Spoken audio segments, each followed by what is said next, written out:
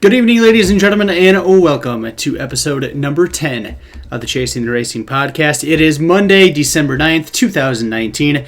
My name is Kyle Young, here to provide you with a bunch of racing entertainment through speaking to you and looking at my partially beautiful face for the next little bit of time. Hope that all of you have had yourselves a fantastic week. Hope you guys had a great weekend. I went through my first weekend without racing on this little stretch with no racing, and it only took one weekend for me to miss not being at the racetrack and not watching live racing. So don't know how I'll get through the next three doing the same thing, but I guess I'll have to figure a way to do it, won't I? It sucks. It sucks to get to this part of the year where just things are slowing down tremendously, and it's so much harder to find racing to enjoy. But it's not supposed to last long, so we'll just have to wait and see what the future holds and how quickly we can get through all of this nonsense, the non-racing life. We got a lot of things to talk about this week. Not really a lot of racing results to talk about because there really wasn't a ton of racing that went down this week.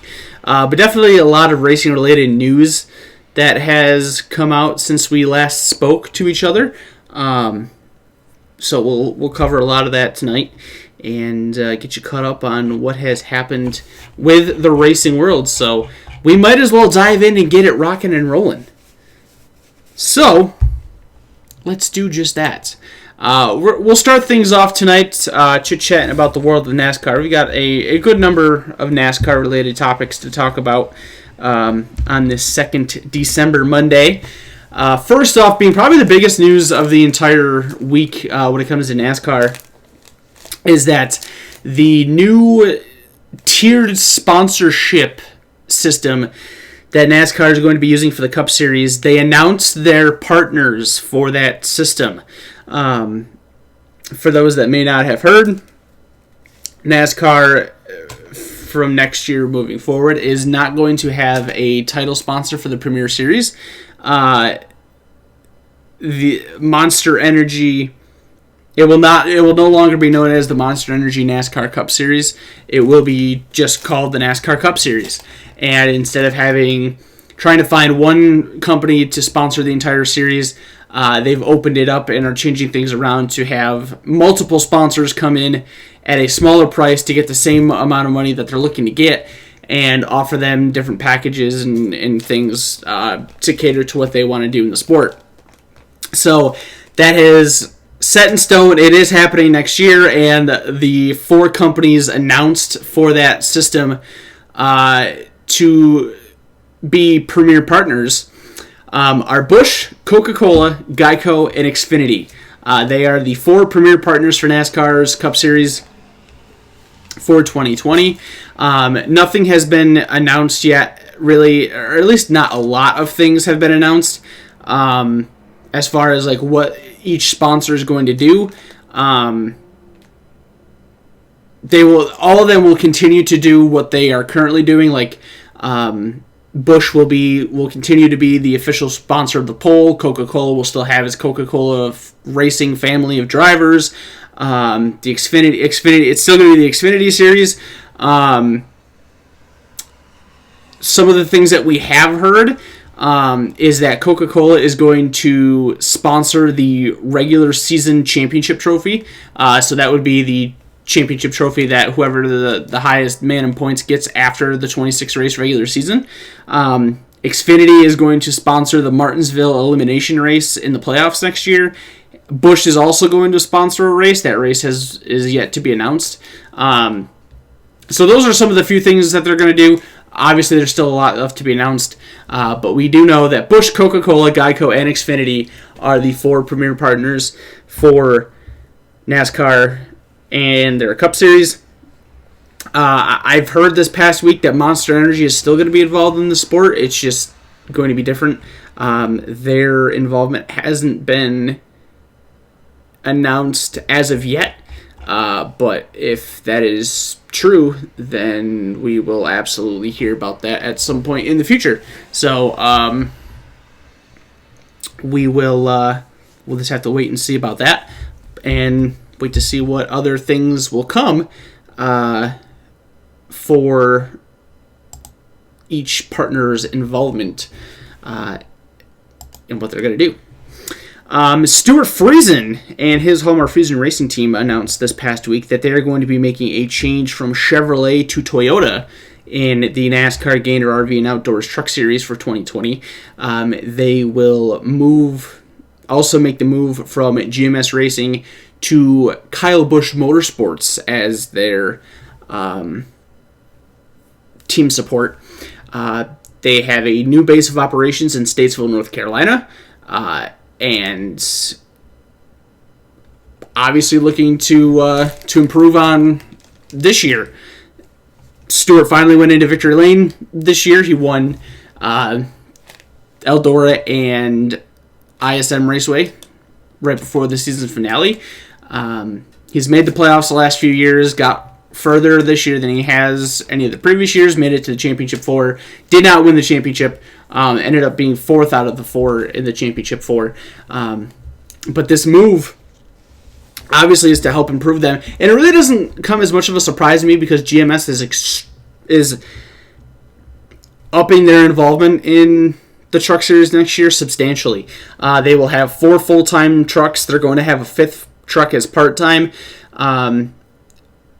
So to see the Hallmark Friesen Racing team moving on from that makes sense, just because GMS is going to have a ridiculously busy year next year on their own. So I see this as an absolute step forward. Kyle Busch Motorsports is arguably the best team in the truck series right now.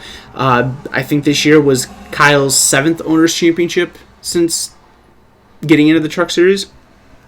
So this should absolutely be a step in the right direction for Stewart and that entire team. It'll be very fun to see how they do in a Toyota. Seeing that they've raced Chevys since they started racing in the sport.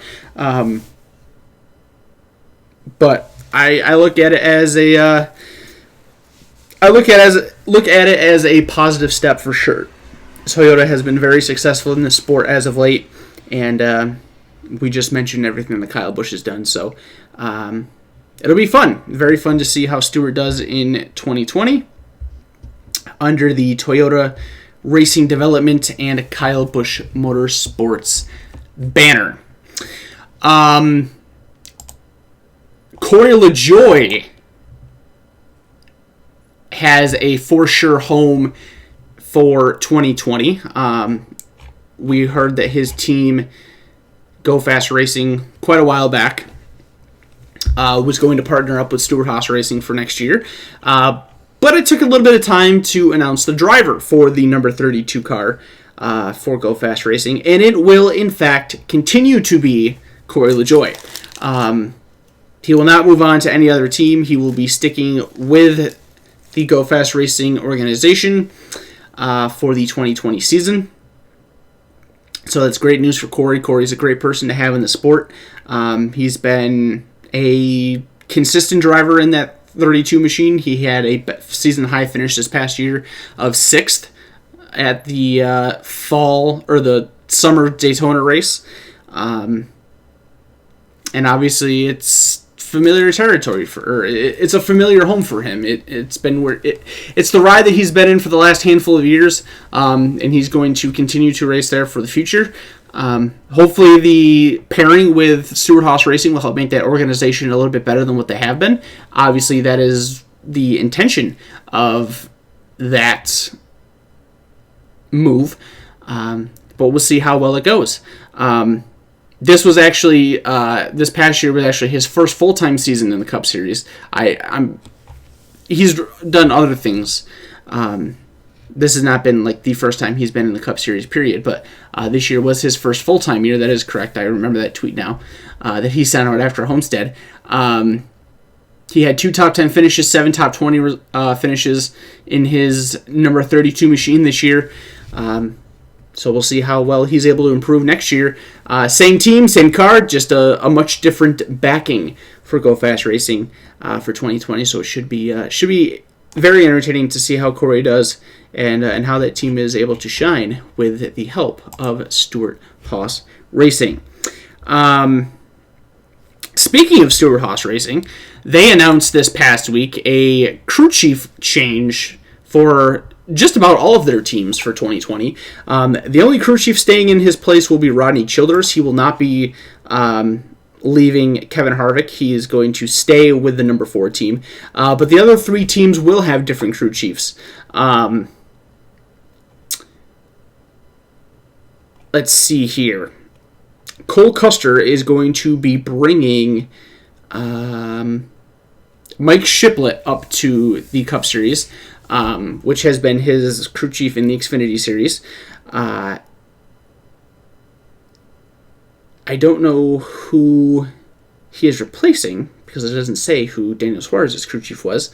But Mike Shiplett will move up to the 41 car with Cole Custer.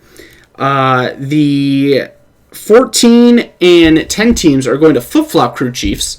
So Mike Bogaravich is going to go to Eric Almirola, and Johnny Klossmeyer is going to go to Clint Boyer. And as mentioned, Rodney Childers is going to stay with with Kevin Harvick. So a little bit of a shuffle there amongst the Stewart Haas Racing team. Minus Kevin Harvick, SHR was kind of lackluster this year. Harvick was the only car that ended up winning. 3 of the 4 teams made the playoffs. Suarez was the only one that did not get in.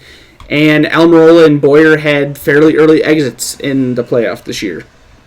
So, making some changes in the organization to try to improve that, could get back to where they were at in 2018, where all 4 cars won, all 4 cars were in the playoffs, all 4 cars made it into the round of 8.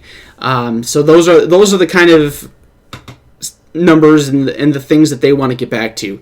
So this move is obviously a step to help try to make that happen. So we'll just have to see if that actually does make all of that happen.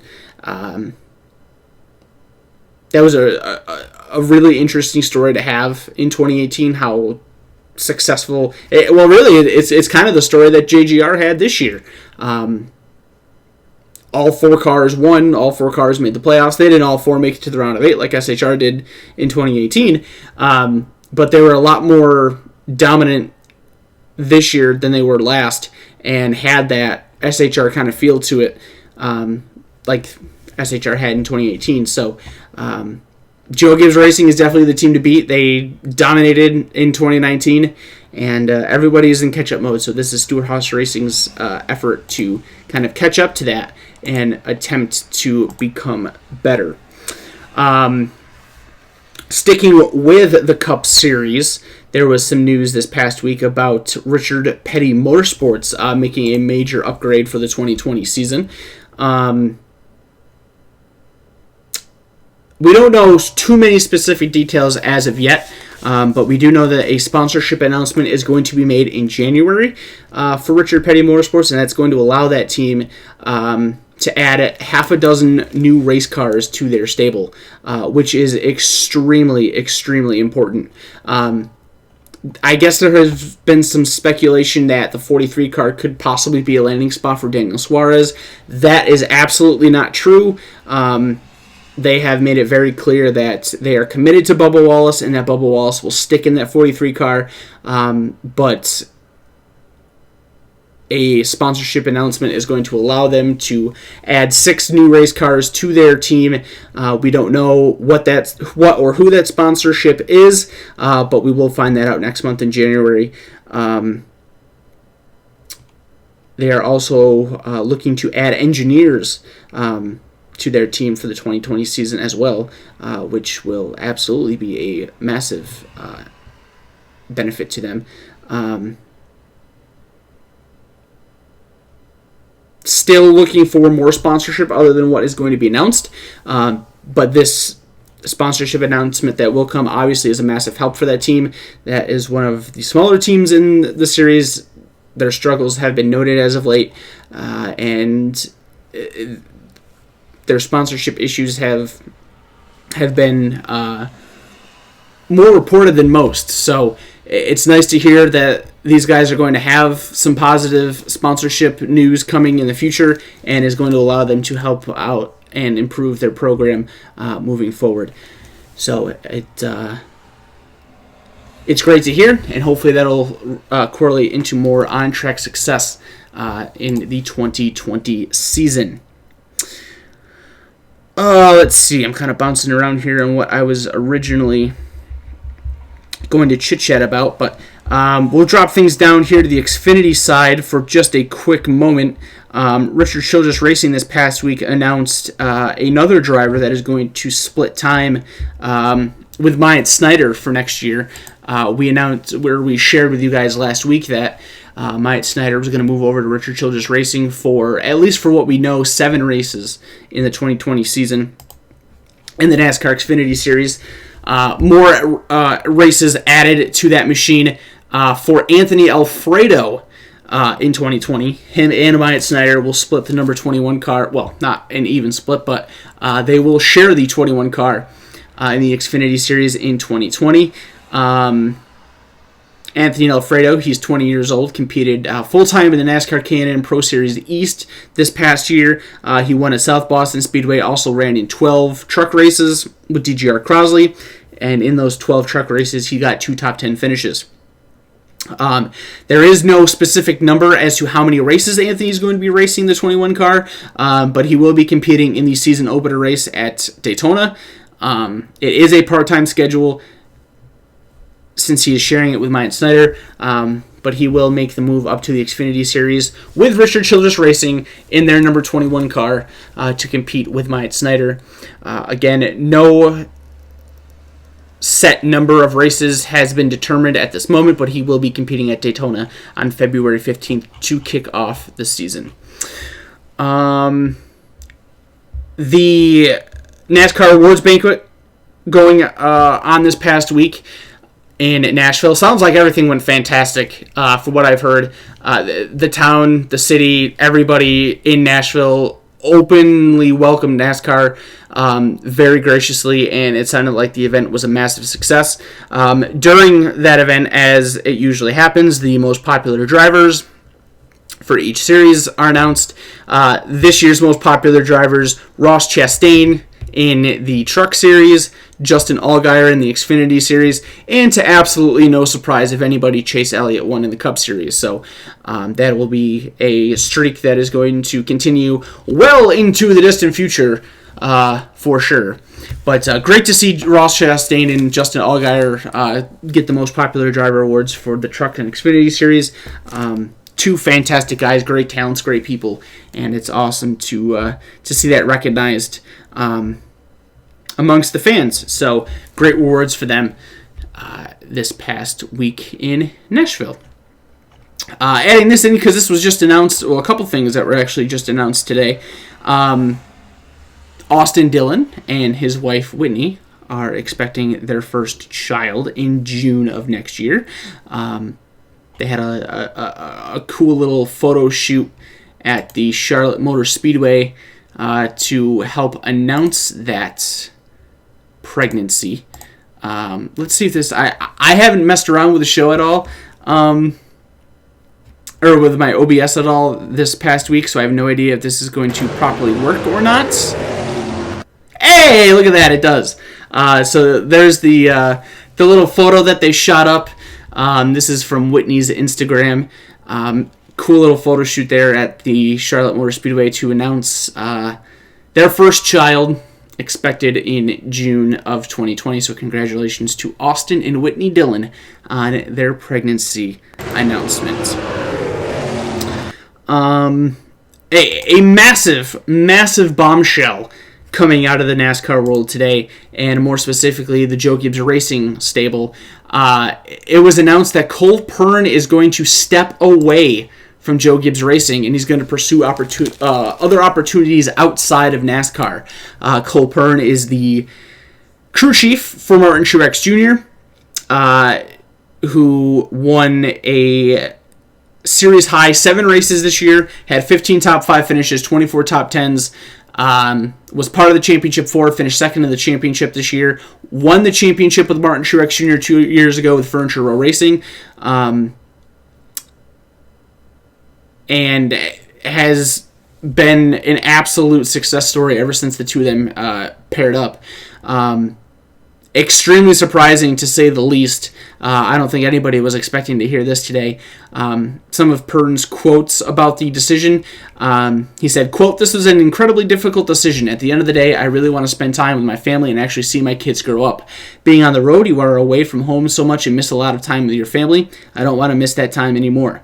I want to be there for all the things that my kids are going to experience while they are still young. I love racing, and there isn't a better place to be than Joe Gibbs Racing, but I don't want to look back in 20 years and think about everything I missed with my wife and kids while I was gone. They are what is most important to me," unquote.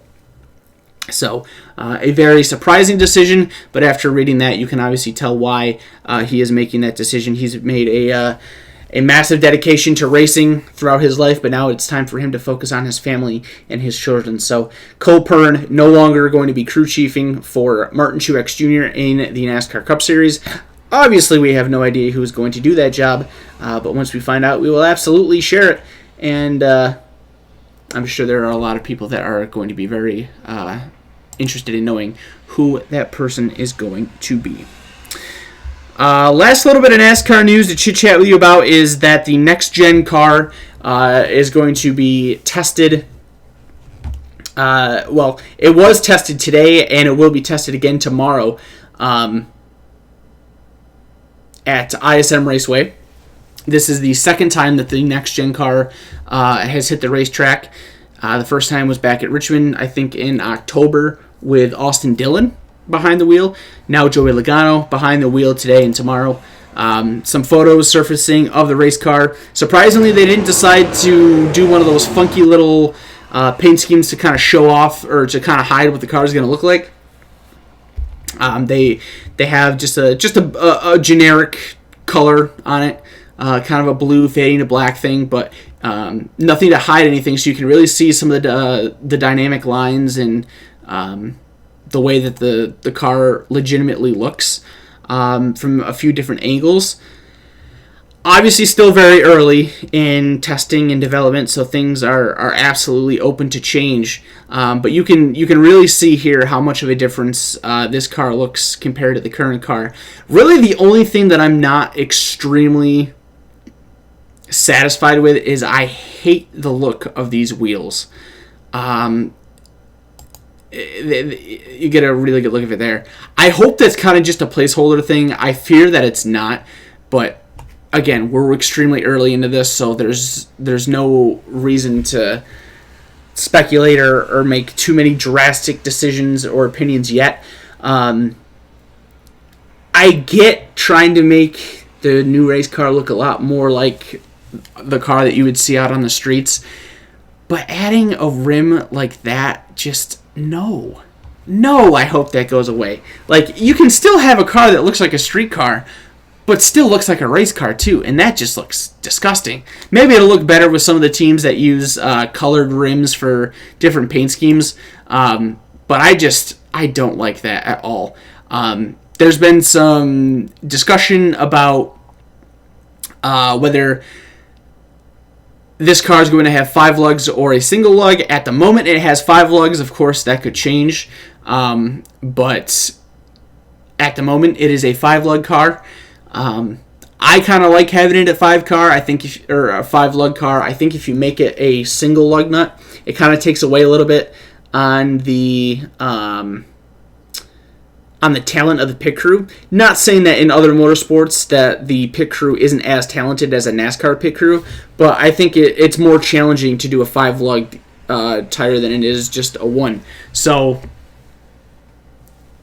we'll see if that changes any, but again, everything is still ridiculously early. Things can change. There's no need to jump into dramatic opinions and speculations as of right now. But we definitely get a more clear look of what this car is possibly going to look like in the future. haven't heard anything really from Joey as to how it drove today. I haven't really looked into it too much myself. But still another day of testing to go. So we'll see see what else comes out from the test sessions and if there's anything worth mentioning other than what we just have. So that will be a very fun story to follow all of next year as the development of the next gen car continues on. One of the very few things that actually was going on this past weekend for racing is the big Snowball Derby event that happens every year at the Five Flags Speedway in Pensacola, Florida. The Snowball Derby actually just finished up not too long ago. It probably finished up after we went live for the show. So within the last half hour, the race finished up. It ended up getting pushed back today because of rain yesterday. But the Snowflake 100 race, that went off the way that it was supposed to on Saturday. That is a Pro Late model race, obviously, 100-lap race for that. Let's see here. I'm pulling up an article about it on speed51.com. Snowflake 100, that race was won by Derek Thorne. Just going through the article here a little bit. Thorne took the lead from pole sitter Augie Gurriel on a lap 64 restart and pulled away for the victory, continuing what has been an incredible week for the Californian in Pensacola, Florida. On Friday night, Thorne claimed the pole for the Snowball Derby in his super late model, setting the fastest time in the field of 57 super late models who made the trek to Pensacola, Florida for the Crown Jewel race. Thorne carried that momentum into Saturday, starting second in the Snowflake 100 before taking the checkered flag. He said, quote, "If you told me we'd win the pole this week in the Derby race and have this win in our first Snowflake 100, I can't believe it. We were all right through the middle portion of the race, but Augie was good there. I knew Bubba was saving that car is just so dang fast. It was lightning quick there at the end. It hasn't sunk in yet, but damn, this feels good." Unquote. So, Derek Thorne getting the win in the Snowflake 100. Augie Gurriel finished in second. Sammy Smith was third. Justin South fourth. Stephen Nasse finished in fifth. Bubba Pollard sixth. Jackson Boone in seventh. Brandon Oakley eighth. Jake Johnson ninth. And Kyle Plott running out the top 10. There were 37 cars that started that event on Saturday night. The big-time Snowball Derby race, as mentioned, just finishing up. This is obviously before any technical inspection or post-race, possible post-race penalties, and I'm also going off of Race Monitor, so I don't know if this is extremely accurate or not, or what could be different. Oh no, it's shitting out on me. I started touching it and it's shitting out on me. I lost the third place finisher, but I can tell you Stephen Nasse picked up the win. Travis Braden was second. Lost the third place guy because it's waiting for data and it's dead, so it's not going to show data. Cole Butcher finished in fourth. Jesse Dutilli finished in fifth. Preston Peltier in sixth. Chandler Smith seventh. Casey Roderick eighth. Hunter Robbins ninth. And Dan Fredrickson rounding out the top 10. Again, that is coming straight from Race Monitor, and those results absolutely at this point in time are unofficial because cars still have to go through tech and all that fun stuff. If anything changes or if we get any other crazy developments and stories, we will absolutely talk about them on next week's show, seeing that the event is kind of ending while we're doing our show.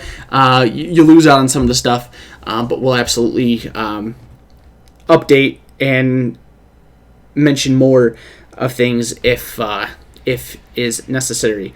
Some unfortunate news that came out of that event. There was a really scary crash that involved actually Neil Bonnet's grandson, Justin Bonnet. This was a pretty big deal, and kind of hard to tell what happens here in this video because of the way that the video is shot.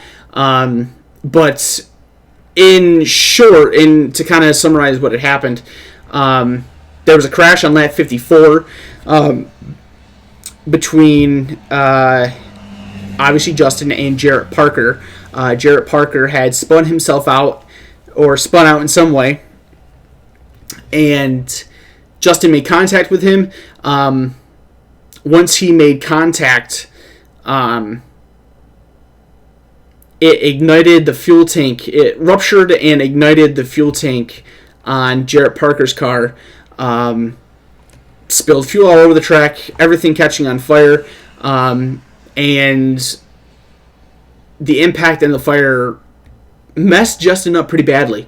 He has a compound fracture of his fibula and tibula in his leg, and burns to his hands, face, and neck from the fire.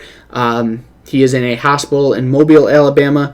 I think he had underwent surgery. Some of the updates from his Facebook page. These were coming on Saturday here, so a few days outdated. But on his Facebook page, it says, Justin has sustained a broken leg and burns and is being treated as I type this. Thank you to everyone who helped extinguish the fire and help get him out of the car. Thank you for all the messages, texts, calls, and most of all the prayers. Please continue to lift him up in prayer. I will update as soon as I have more information. And then in another post, it was posted, Justin has been sedated and is being prepared for surgery on his leg. His burns are also being treated. Thank you for your prayers. We will update in the morning. Then on Sunday morning, Justin's aunt posted on Facebook this message. I'm pulling it all up here for sure, in its entirety. She said, I truly can't thank everyone enough for reaching out to our family during this time. We are blessed in many ways and are thankful for God's protection. Justin will have some healing up to do as he sustained burns to his hands, face, and neck. He also sustained a compound fracture of the fibula and tibula, which will be repaired this morning. He was sedated just after the accident and was flown from Sacred Heart Hospital in Pensacola to a hospital in Mobile that was better equipped to address his injuries. Thank you to the first responders and the medical staff at both hospitals and to the individuals at the track that immediately ran to help him, especially the man that I have just received a name and number of, that pulled Justin from the car. Our family will contact him in privacy, but sir, thank you for your selflessness and quick actions. You are a hero. All of your texts, calls, messages of encouragement and prayers have been a blessing to us, and we are grateful for each and every one. So obviously a very scary and unfortunate situation for Justin Bonnet. There is a video here of the crash. So I'll give you a look at it if you were not able to see it for yourself yet. Again, not the greatest video, but it is something.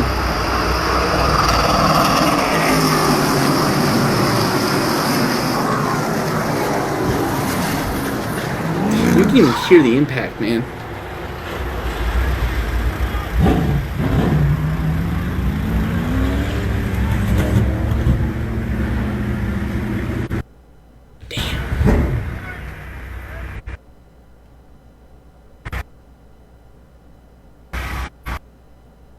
I'm not sure if this is the video being sketchy or if it's just like the actual video being sketchy.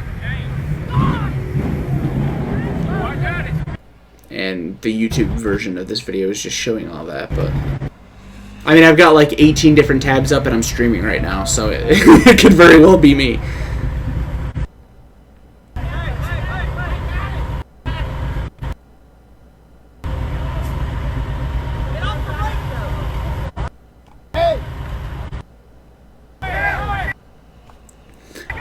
We'll cut it here. But yeah, obviously not a very good situation at all for Justin. But he did survive the crash. It'll be a long road of recovery, but he will recover.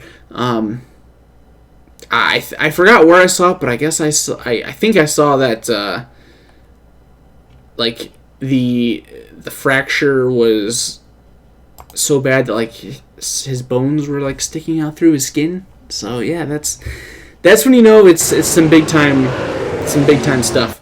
This is a photo of his car afterwards. Obviously, you can see the damage that the fire did and all the damage to the car. Really, like probably one of the worst places to hit. All of this opened up and exposed, and is what took the brunt of the impact, which is where his legs are. So, not good whatsoever. I'm glad to hear that he's okay. It'll be a very long recovery for Justin, but the important thing is that he did survive the crash and will live to race another day.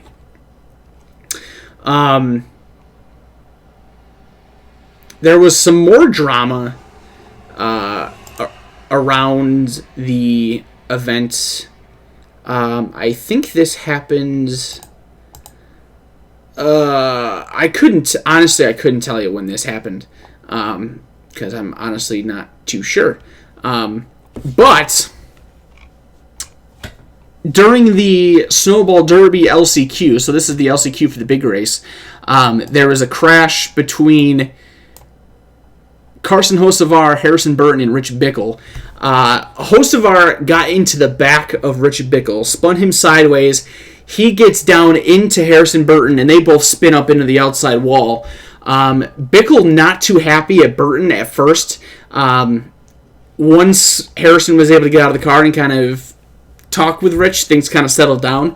But a very, very heated discussion and a heated ordeal between both Bickle and Burton.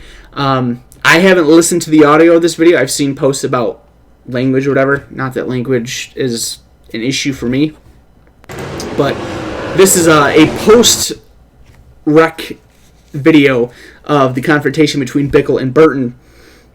And we'll play this to kind of give you an idea of the frustration level in Rich Bickle.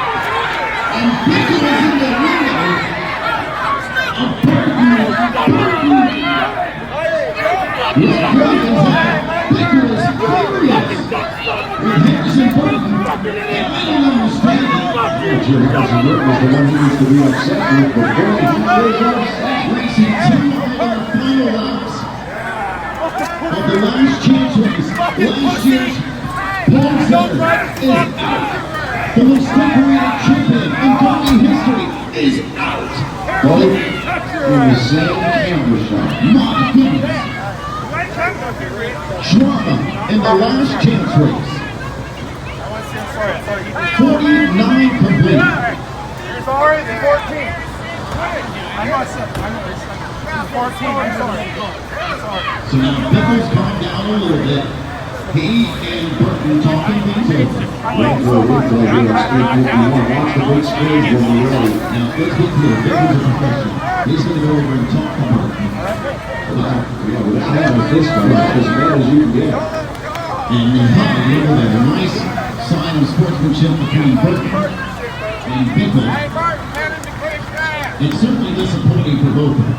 Rich Bickle was upset capital U. Look at the disgust on Burton's. So yeah, if you were able to make any of that out, there was some extremely harsh words coming out of Rich Bickle's mouth there, and he got pretty nasty with it. But then, as you heard in the conversation, Rich being told and realizing that it wasn't Harrison's fault, Harrison wasn't the one that hit him, the way that it actually ended up going down is that Bickle came down and hit Harrison and took him out. But obviously he had help, so the two dealt with it the way that they were supposed to. I read a quote about Carson, who did cause the crash. He was apologetic about it. He kind of just said that he just really wasn't able to check up in time to stay off of Rich. Said something about Rich running him up the track a couple laps prior, but he got into the back of him, turned him down into Harrison, and the two of them crashed pretty hard. So Rich was still not too happy about the whole ordeal, making comments about how kids using daddy's money to come on up the racetrack, or to come up through the racing world, and how he needs to start making race cars just to go out and wreck the little kids. So it's not surprising to hear words like that come out of a veteran's mouth, but you can definitely tell how frustrated he was with the whole ordeal. So that's really all that I got for Snowball Derby related stuff. Of course, as I said, with everything kind of happening, at least with the main event, like right as soon as we started the show, we don't have as much information about like post-race and words from drivers and stuff like that. But if we see stuff, we'll obviously talk about it on next week's show to give you guys the proper recognition that it all deserves. Major news coming out of New Smyrna Speedway this past week. The competition director and technical inspector Ricky Brooks deciding to leave New Smyrna Speedway immediately. This was posted by Speed51.com. Says the competition director and technical inspector Ricky Brooks will be leaving his position at New Smyrna Speedway effective immediately. In an email sent to drivers Monday night, Brooks cited current management and ownership status as the reason for his departure from the Speedway. Brooks said, quote, "There has been an ongoing challenge with current management to keep things in perspective. I pride myself in always trying to do what is best for the best for the racer, whether it be in technical inspection or the manner in which they are treated at an event. I would like to apologize to Robert Hart and all the drivers in advance, knowing that I will see you at other tracks in the near future. I will not be at any events associated with the current management of New Smyrna Speedway from this day forward," unquote. Brooks has been credited by many racers and race teams for helping equalize the playing field at New Smyrna Speedway during his tenure, specifically during the World Series of Asphalt Stock Car Racing in February. In the email sent to teams Monday night, Brooks informed teams to direct all further correspondence or questions about future events to the management at New Smyrna Speedway. In addition to his previous positions at New Smyrna Speedway, Brooks currently holds positions with the Five Flag Speedway, the Spears SRL Southwest Tour Series, and Trans Am Series, among other events he offers his services at. This week, he will be performing his job duties during the 52nd Annual Snowball Derby at Five Flag Speedway. I have a good friend of mine that spends a lot of time at that racetrack. He's done some racing there. He's announced there. He thinks that this could be that he got sick of being at a track that runs stricter rules than any other track and pays the least amount. Car counts have been down for several years, and this isn't a good sign to that improving. Well, with him leaving. I was just kind of reading his words from the post in our group. But so, big departure there on that side. But just a few days later, they ended up announcing that CRA is going to come in and manage the tech and competition for the New Smyrna's World Series of Asphalt Stock Car Racing. This also posted by Speed51.com. They spoke about this, saying that New Smyrna Speedway General Manager Rusty Marcus and New Smyrna Speedway owners Robert and Jane Hart have announced that Champion Racing Association has been hired to manage tech procedures and the on-track competition for the 54th Annual World Series of Stock Car Racing. CRA Chief Technical Inspector Eddie Chu will oversee all the technical aspects of the World Series of Asphalt Stock Car Racing with a crew of CRA and New Smyrna Speedway officials, except for the tour-type modifieds. CRA's Glenn Luckett will be the race director for the World Series of Asphalt Stock Car Racing and will work with the New Smyrna Speedway staff to help with all the on-track competition during the 9 nights of racing. Rusty Marcus, the general manager of New Smyrna Speedway, said, quote, "We are pleased to announce we will be teaming up with CRA for the 54th Annual World Series of Asphalt Stock Car Racing. CRA was here in 2012 and 2013 and did a tremendous job. We are looking forward to working with them again as we look to continue to make this event one of the best in the country." Unquote. Managing partner with CRA, RJ Scott, said, quote, "We are looking forward to working with Rusty and the entire New Smyrna Speedway staff at the World Series of Asphalt Stock Car Racing. There's a lot of history with this great event, and we want to see it continue to be some of the best on-track competition in the country during Speed Weeks in Florida." Unquote. The 54th Annual World Series of Asphalt Stock Car Racing is set to begin on February 7th and will feature 9 nights of racing through February 15th, featuring Super Late Models, Pro Late Models, Tour-Type Modifieds, Florida Modifieds, Pro Trucks, Sportsman Super Stocks, Mini Mods, Bombers, and the Arkham Menards East Series on a Monday, February 10th. The World Series is the only asphalt event of its kind in the United States, drawing the best talent from all over the country and Canada to compete for over $300,000 in purses during the 9 days. There is no word yet as to what is going to happen in the long-term future for New Smyrna and for their events, but at least for the World Series of Asphalt Stock Car Racing, they do have a solution, and that solution is going to be CRA. So at least for them, pretty good to hear. The Tri-Track Open Modified Series announced their 2020 schedule this past week. A lot of schedules coming out this past week, some of which we will talk about later on in the show. This coming from the RacedayCT.com website. The Tri-Track Open Modified Series officials announced a 6-race schedule for the 2020 season on Tuesday, of last week, with races spreading across 4 different tracks in 2 states in New England. The schedule includes a mix of staple events like Seekonk Speedway's Open Wheel Wednesday and Star Speedway's SBM 125, along with 2 trips to Monadnock Speedway, a return visit to Claremont Speedway, and a championship finale Haunted 100 back at Seekonk in what has quickly become a compelling day of racing. Tri-Track Open Modified Series managing partners Wayne Darling and Ed Bennett worked together with series officials and tracks across the region to provide a schedule for some of the top modified race teams in the country to compete for sizable purses. The 2 partners are looking forward to leading the series forward with a firm base already in place. Managing partner of the Tri-Track Open Modified Series, Ed Bennett, said, quote, "I appreciate the tremendous amount of time Wayne put in, working with the tracks, juggling their schedules, and other touring series schedules to come up with the Tri-Track schedule for 2020, unquote. The schedule opens in Winchester, New Hampshire on Saturday, May 2nd, when the series visits Monadnock Speedway for a 100-lap event. In a September visit to the High Banks last year, Chase Dowling was victorious, his first of 2 straight wins to end the season. The track produces side-by-side racing throughout the field with its tight corners." And then it kind of goes on to explain like specific details about each event. As mentioned, it is a 6-day or a 6-race schedule. As we just said, kicking off Saturday, May 2nd at Monadnock Speedway in Winchester, New Hampshire. Race number 2 will be Sunday, May 24th at Claremont Speedway in Claremont, New Hampshire.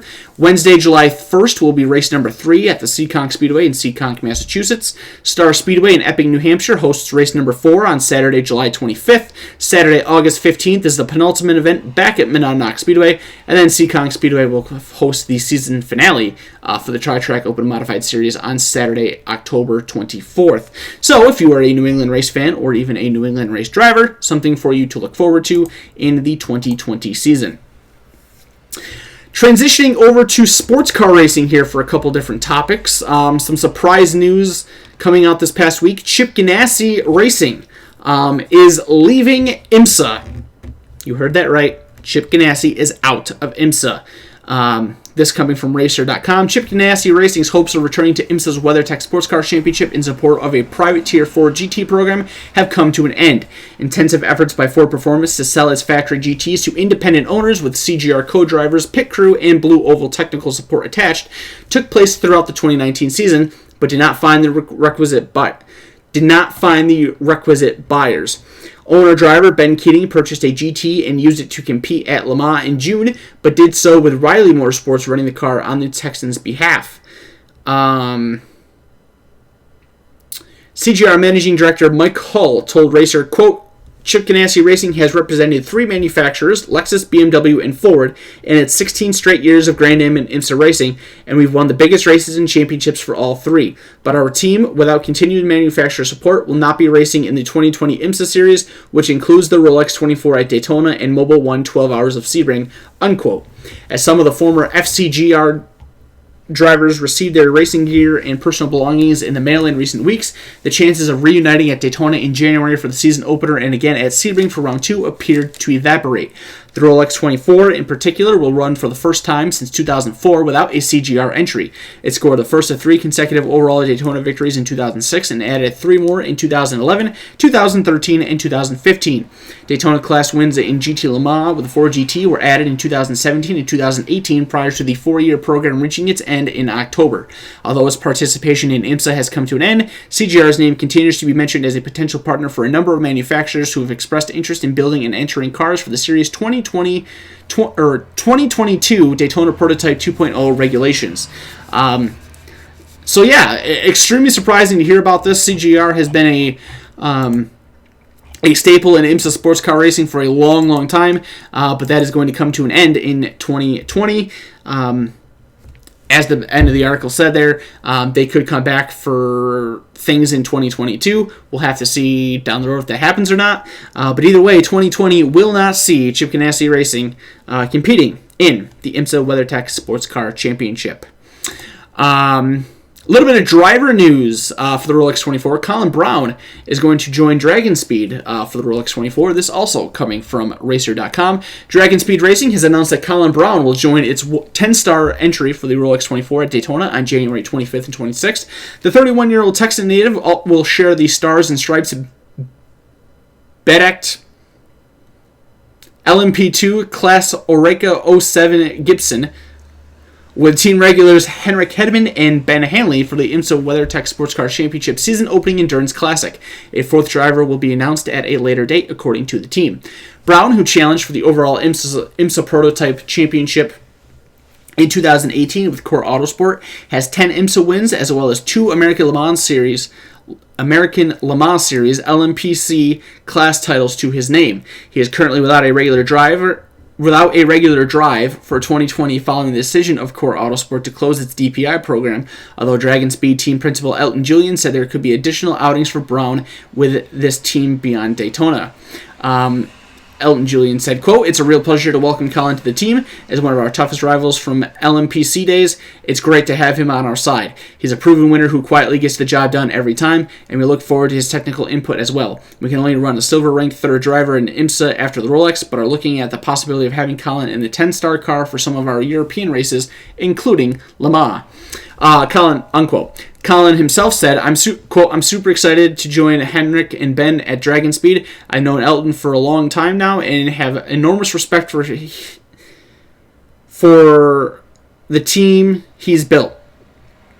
I'm also looking forward to the fun of driving LMP2 again at Daytona. I won the class there in 2018, and Dragon Speed won in 2019, so we know our goal for 2020. So Colin Brown, you may remember him in the NASCAR world. He ran for Roush Fenway Racing in the Truck Series for a handful of years. Transitioned over to sports car racing, and he's been extremely successful ever since doing that. He'll race for Dragon Speed in the Rolex 24 about a month and a half away from now. In the IndyCar world, there was a nice screenshot posted. This also coming from Racer.com. That Chip Ganassi Racing revealed the updated look to the aero screen that has been talked about for quite a while in the IndyCar series. Give you a look at that. Boom! There she is.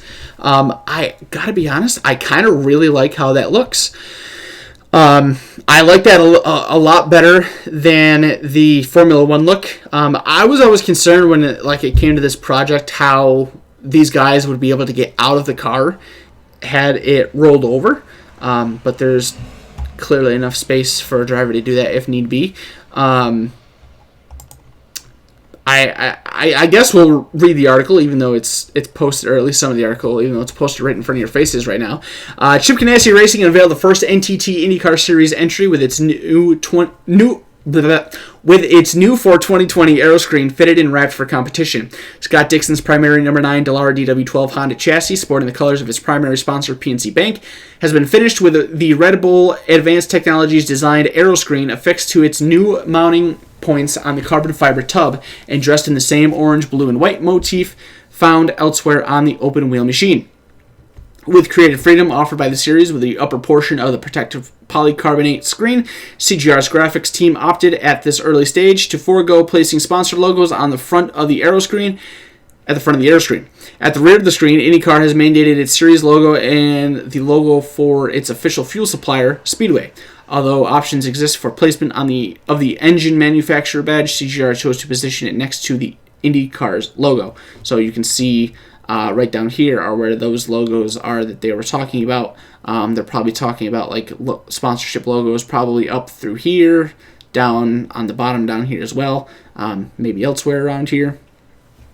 Also visible on Dixon's car is the revised damper cover, which feeds air to the cockpit through new openings created at the base of the aero screen.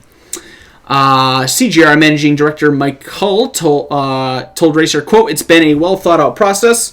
Attention to detail is very apparent, and the time element is a big deal. The process includes the shock cover, modifications to the tub, installing the mounting points for the aero screen, the titanium halo, and the screen itself, all of which came from different vendors, and it all fits," unquote. So, I think it's a pretty damn cool look. Should be interesting to see how it races. How everybody is able to adapt to the new change. But yeah, the current look of the aero screen for IndyCar for 2020. Pretty damn cool. I like it. I very much like it. So we're transitioning into the dirt world now. We got a lot of news to talk about in the dirt racing world. The only thing that I could find and that I had seen really of racing that went down this past weekend in the dirt racing world was the second event for the Extreme Dirt Car Series that happened at the Volunteer Speedway in Bulls Gap, Tennessee this past Saturday. The Grinch at the Gap, I think it was also called Grinch Gap 40. But either way, you had super late models, crate late models, sportsman late models. Oh my gosh, I'm sorry. Modified street stock, classic, front wheel drive, and mini stocks. Holy cow, these guys ran a ton this past week. That's awesome. But either way, let's run it all down for you. So, in the Extreme Dirt Car Series event, it was won by Chris Madden, taking the second race once again. Kyle Strickler, modified ace, finished in second. Brendan Overton was third. Shannon Buckingham fourth. Chris Ferguson fifth. Donald McIntosh sixth. Logan Roberson was seventh. Robbie Moses eighth. Corey Hedgecock ninth. And Pearson Williams rounding out the top 10. 23 cars took the green flag. They ran 3 heat races for everybody, and I would assume that they took everybody. That was a $5,000 to win event. Chris Madden started in 6th to claim the victory. So congratulations to Chris Madden. In the 30-lap crate late model race, Forrest Trent picked up the win over Tyler Arrington in 2nd. Zach Seiss was 3rd. Chris Coffey 4th. Tim Maupin in 5th.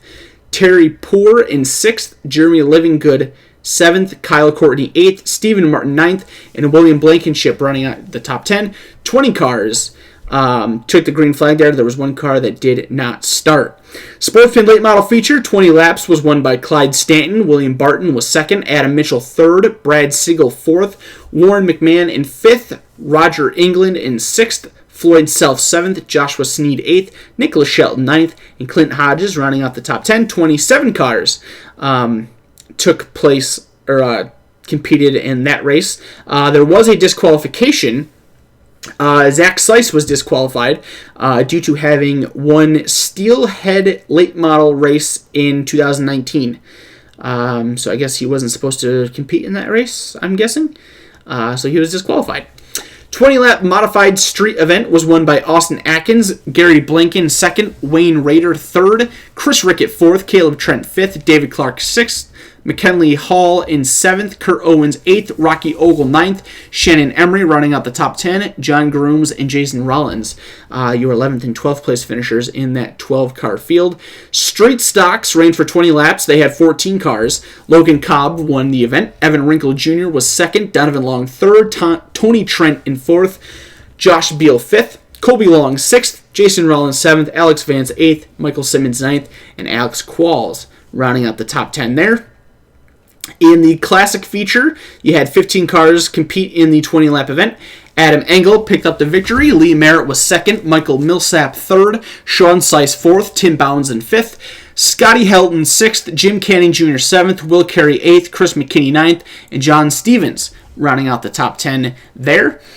Front-wheel drive cars, 20 laps in length. 17 cars took the green. There were 2 cars that did not start. That one was won by Jacob Sharp. Dustin Duncan 2nd. Nathan Adams 3rd. James Powell Jr. 4th. Joshua Ramsey 5th. Josh Detweiler in 6th. Daryl Teffeteller in 7th, Todd Duncan 8th, Cody Bean 9th, and James Wright rounding out the top 10. And in the 6-car 20-lap mini stock feature, Joe Friels picked up the win over Daniel Moody, Shane Bullock, Greg Everhart, Richard Allen, and Walter Walsh. So there are your results for the Extreme Dirt Car Series event at Volunteer Speedway this past Saturday. Let's just do some quick research here. We'll let you guys know when the next Extreme Dirt Car Series event is. If you cannot attend it, all of these races are broadcasted on Dirt Vision. Let's see here. Schedule shows This upcoming Sunday, Livonia Speedway in Livonia, Georgia, race number 3. It is another 40-lap, $5,000 to win event. The third of 6, the last one for this year. The series will take just over a month off after this Sunday's event, and we'll pick things up on Saturday, January 18th at Cherokee Speedway. Then they'll race at Cochran Speedway the next Saturday, and then Saturday, February 29th. Yes, I did say that correctly. February 29th, next year's a leap year. The series will cap off at Modok Raceway in Modok, South Carolina.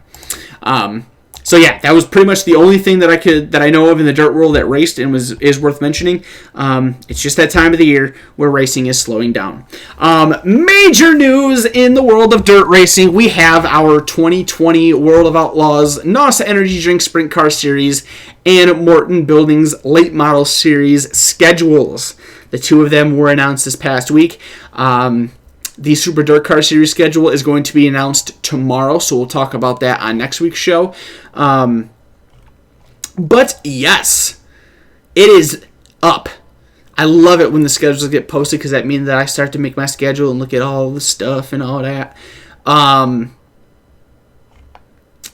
Lots of stuff to mention here. We'll start with the sprint cars off first. Just reading through some of the article here posted on worldofoutlaws.com. The World of Outlaws NOS Energy Drink Sprint Car Series will bring the greatest show on dirt to more than 80 races across 24 states for the 2020 tour. From the continuation of iconic events like the Dirt Car Nationals presented by Bozard Ford and K&N World Finals to the addition of new and historic venues like Vado Speedway Park and Lawton Speedway, the 2020 schedule will be full of nostalgia and excitement for fans and drivers. World of Outlaws NOS Energy Drink Sprint Car Series Director Carlton Ramers said, quote, "We have another great schedule which will bring the World of Outlaws to fans across the country. There are several new exciting facilities on the tour this year and a solid core of familiar tracks that always produce great racing." The new mentions, as was stated up above, Vado Speedway Park, the newly constructed multi-million-dollar state-of-the-art Vado Speedway Park in Vado, New Mexico, will host its inaugural World of Outlaws NOS Energy Drink Sprint Car doubleheader on April 24th and 25th. The 3/8-mile track is located off Interstate 10 between Las Cruces, New Mexico, and El Paso, Texas. It features paved fan parking, a concrete midway, concrete pit pads, and stadium-quality suites. Another new facility for the World of Outlaws sprints is I-70 Speedway. While the World of Outlaws visited I-70 Speedway in the 1980s, when the series returns to the Odessa, Missouri facility on May 30th, it will be an entirely new 3/8-mile track. The facility started life as a dirt track before being turned into an asphalt track hosting NASCAR races. It closed in 2008 but was recently purchased by Chris Payne, who revamped Heartland Motorsports Park in Kansas. He is turning the facility into a motorsport park with the new dirt track and a dragway. Some of the racetracks that are returning to the series for the first time in a long time: Santa Maria Raceway. They will be coming back for the first time in 21 years. Lawton Speedway, returning to the series for the first time since 1985. I-80 Speedway.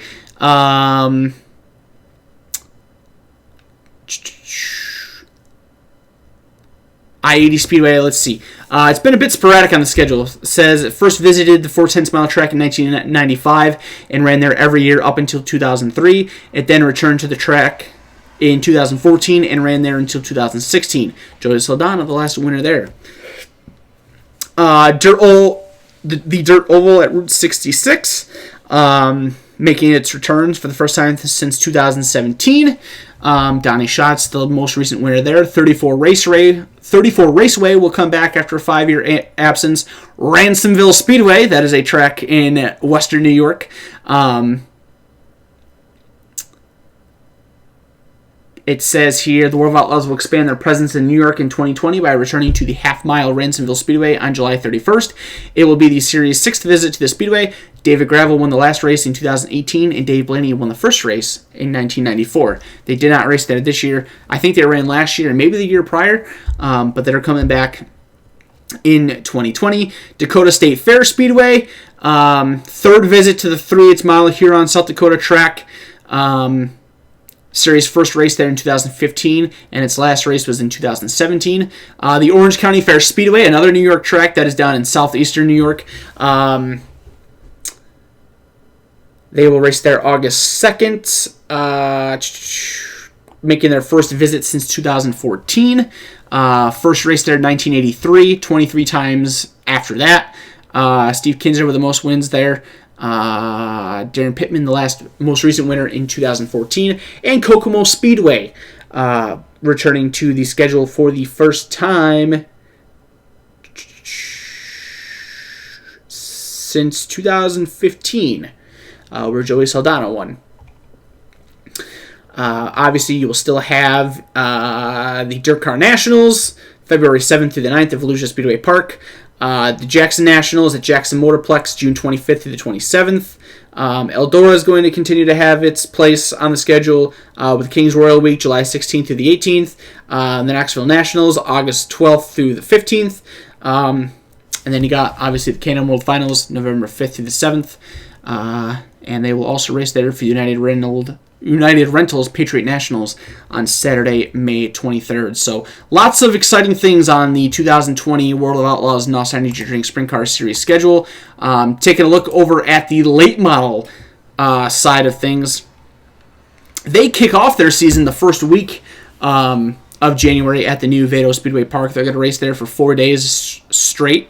Thursday, January 2nd through Sunday, January 5th. Then they will head to Volusia for the Dirt Car Nationals, and they'll bounce all over the damn place from there.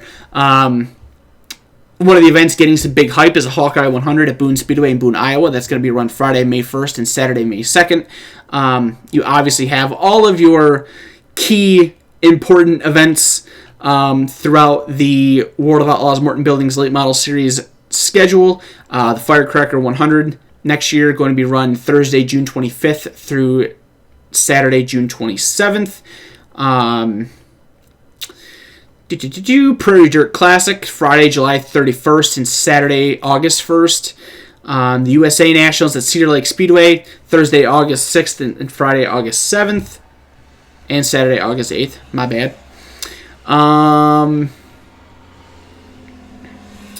And we mentioned the Can-Am World Finals as well. As for races around me, up here in the Northeast, quite a few actually. They will compete, and I've talked about some of these races as well in standalone mentions. Where is it? June, right?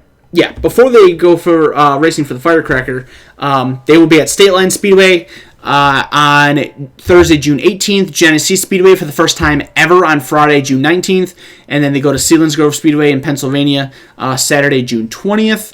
After that, in August, they make a stop at Williams Grove Speedway on Friday, August 21st, Sharon Speedway August 22nd, and Erie Speedway August 23rd. No trips to Delaware this year, it looks like. And then they will be a part, as I think we mentioned like a week or two ago, they will be part of the Outlaw Fall Nationals at Outlaw Speedway on Friday, September 25th. And then they go to the Pennsylvania Thunder Mountain Speedway. There's one up here in New York too, but they're going to Pennsylvania as well, Saturday, September 26th. So lots to look forward to in the World of Outlaws world. And as mentioned, the Super Dirt Car Series schedule will be released tomorrow.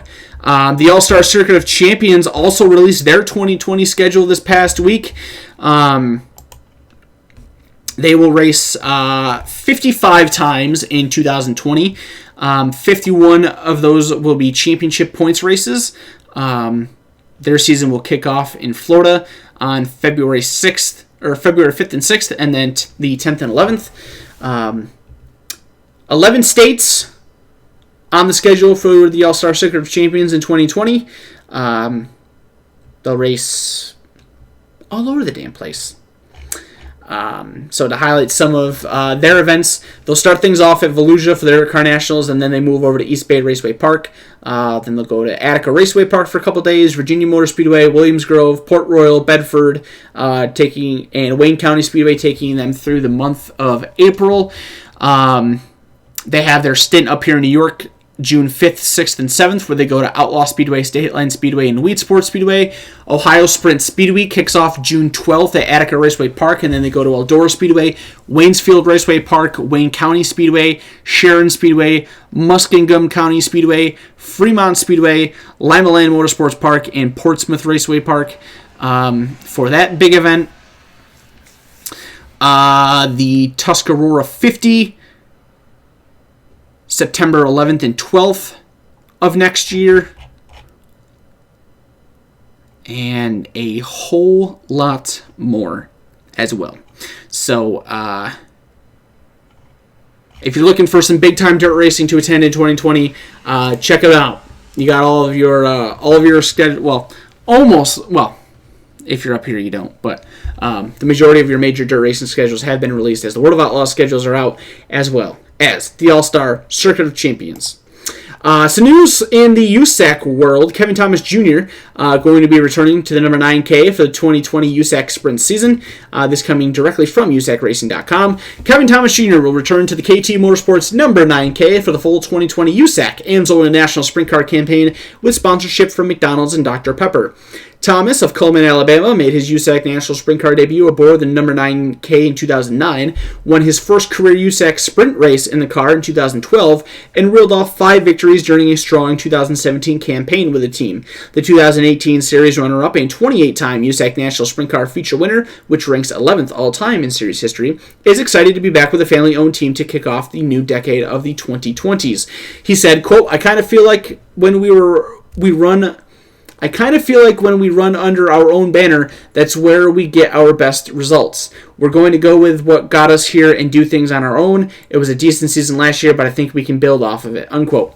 Thomas's 2019 USAC AMSOIL National Sprint Car season consisted of a pair of wins, including a thrilling last-lap victory during Indiana Sprint Week in July at Bloomington Speedway, plus a triumph in the Midwest season finale in October during the Fall Nationals at Lawrenceburg Speedway, en route to a 4th-place finish in the final standings. Thomas is aiming to up that to a title run this year, following 3 top 4 finishes in the final series standings in each of the past 3 years, a 3rd in 2017, a 2nd in 2018, and a 4th in 2019. He added in, quote, we want to run for a championship and for as many wins as we can under our family name, with my dad as car owner and me as a driver. We have a lot of pride in what we do in this race team, unquote. So Kevin Thomas Jr. coming back to the family to race in the USAC AMSOIL National Sprint Car Championship in 2020. Up here in the Northeast world, another sportsman to modified announcement to be made. This one coming from Canadian racer Brianna Ladouceur. She will be moving up to the 358 modified ranks in 2020. Brianna is a Cornwall Motor Speedway regular. She had a very good season this past year up there. Rattled off some wins. I don't know exactly what she did in the championship, but I know she rattled off some wins. She's been a staple in the sportsman division. I think she started racing those in 2014. Has had tremendous support from Kerry Terrance's racing team over the last few years, and she will make the move up to 358 modifieds next year. I believe she's going to continue to race at the Cornwall Motor Speedway. Actually, let's pull up there's a link here. I didn't think there was.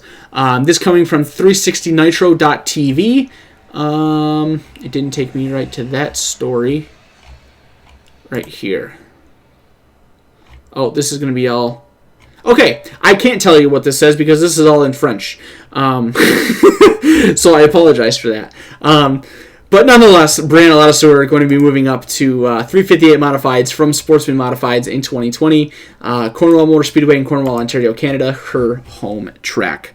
Genesee Speedway announcing this past week their annual modified event, the Gladiator, coming back for the 3rd consecutive year. Next year it will be run on Thursday, June 11th. Genesee Speedway in Batavia, New York is not a track that runs big block modifieds on the regular, but they have had this event throughout the last few years, and they will be bringing it back. This coming straight from DirtTrackDigest.com. Fresh off a successful 2019 season, the Genesee Speedway is already hard at work compiling a number of exciting racing specials for fans to enjoy in 2020. Following their recent announcement of a World of Outlaws late model event on June 19th, the Genesee Speedway is ecstatic to announce the return of one of their premier events, the Gladiator. For a 3rd consecutive year, fans of the Genesee County 3rd Mile Oval will be able to experience the mighty Big Block Modifieds on Thursday, June 11th, thanks in part to presenting sponsors Reptile Graphics and Professional Drainage Systems. Some of the Northeast's best teams will do battle for 40 laps, with $2,020 going to the winner. In the previous 2 editions of the Gladiator, the popular Helmet Trophy has been taken back home to Niagara County, both times by Ransomville, New York natives. Ryan Susi would dominate the 2018 program, with Eric Rudolph taking top honors in 2019. Though there is no guarantee the trophy will not end up back in Ransomville, it is confirmed that another chapter of Gladiator history will be written on this Thursday night in June. Local businesses Reptile Graphics and Professional Drainage Systems will return for a 3rd straight season as title sponsors for the affair. 2020's installment of the Gladiator will present drivers and teams of the event a new challenge in the form of a slightly adjusted rules package. Unlike years past, Hoosier Racing Tire will be the official tire of the Gladiator MMXX. I don't know what that stands for, if that's whatever. Hoosier Tire Western New York has stepped up to offer drivers an increased purse and more contingency prizes than ever. It will be a $2,020 to win event, $220 to start. The new tire rule will test the versatility of the big block drivers competing, as well as that of their small block adversaries who are still looking to take home their first 40-lap Gladiator victory. Dozens of contingency sponsorships will also be available for businesses, fans, and teams alike. All monies raised will go directly to the drivers/teams, along with the increased payout. So some awesome news there. The Gladiator coming back to Genesee Speedway in 2020 on Thursday, June 11th.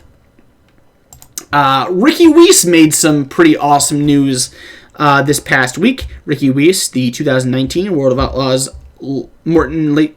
Blah. Oh my gosh, I can't talk tonight. The 2019 World of Outlaws Morton Buildings Late Model Series Rookie of the Year. He will be partnering up with Dryden Performance Products. They announced a sponsorship with Ricky in 2020.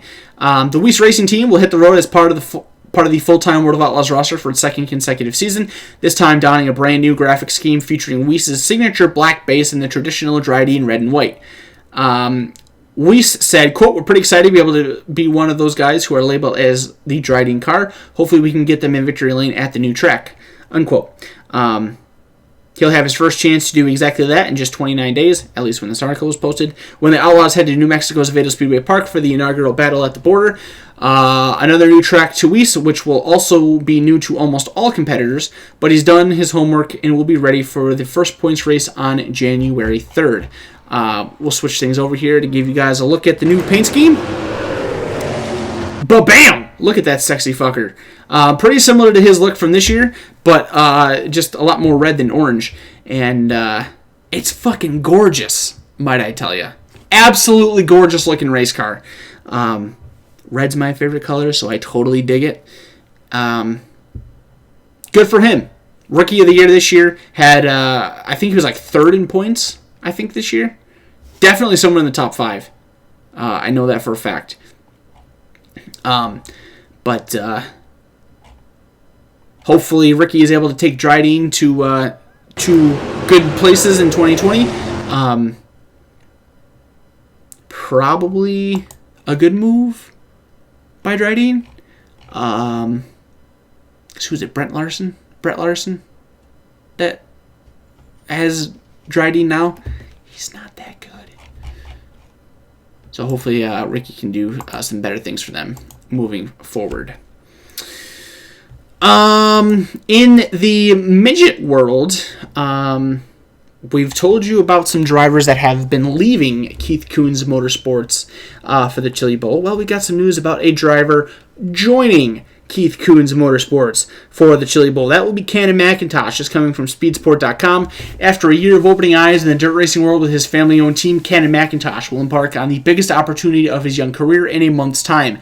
McIntosh, who will turn 17 prior to the new year, has landed a ride with Keith Kunz / Curb Agajanian Motorsports for the Lucas Oil Chili Bowl Nationals, set for January 13th through the 18th inside the River Spirit Expo Center. The KKM deal for the Oklahoma teenager comes on the heels of an impressive runner-up finish during the Turkey Night Grand Prix on November 28th, where McIntosh battled tooth and nail with Kyle Larson in the latter stages of the event. Though he ultimately came home second due to a part failure that hampered his speed in the final laps, McIntosh feels that his Turkey Night effort was the final spark that helped his Chili Bowl deal come to fruition. He said, quote, "My dad actually talked to Keith at Jacksonville a couple months ago because he was frustrated with the position we were in at the time. We just weren't running well. He was trying to get me in one of his cars and see what it would take. It just didn't really work out the way we wanted it to. So I thought that door closed when we weren't talking about it anymore, honestly. But we just kept racing, and then Turkey Night, I think, is what opened a few eyes and a few doors. 2 days ago, Keith called my dad, and I don't know exactly what was said, but he asked if I was able to run for him at Chili Bowl.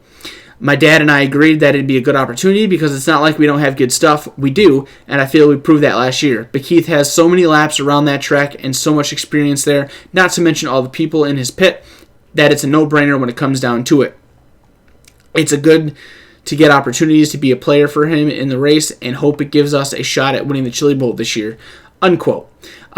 Keith Kuhn said himself, "This is quote, this is something that's been in the work for a couple of months. We've been kind of keeping an eye on him all year long. He's been one that we've noticed. I'll be one of the first to say that he should have a lot more wins than what he actually does this year in the midget, whether they were mechanical or he was caught up in stuff while leading races, so the results don't reflect what he's shown us this season.